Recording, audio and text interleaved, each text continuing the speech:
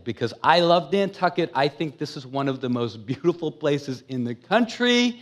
And in my opinion, the historic architecture is a big part of what creates the charm and character of this island that we love so much, that draws so many people every year to come visit it. And I will say this, when I got into preservation, I was very naive because I thought everybody understood that, the importance of historic architecture, and I thought everybody would want to save old buildings.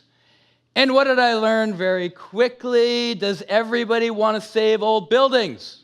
No! You realize that saving every building is a fight. It's a battle. I've sat through many of these contentious battles at town hall meetings when these old houses come on the chopping block. And I said, is there more that I can do to create more enthusiasm, to build more advocacy for preservation? And what I know about people is that people like a good story. And I had a story, and I had a preservation story. And I said, I'll write down my little story and take it out around the country and see if we can generate some more interest in this topic.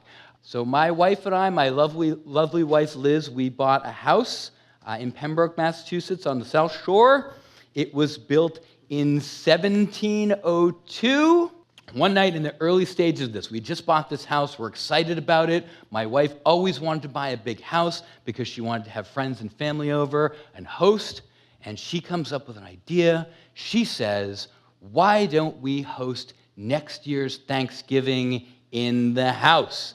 And that is going to give me 18 months to get this house in order before 24 guests are going to be showing up on my doorstep. To this suggestion, I say, what? Can I do this?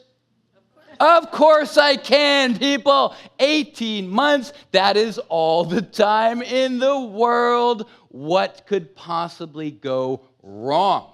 I'm going to do all the work myself. I'll learn all these trades. How hard could it be? I'm going to try to do this as best as I can using the traditional tools and techniques of the period, because won't that be the best way to preserve this house and preserve that character? And I'm going to do all this with 18 months to go. Is this a good idea?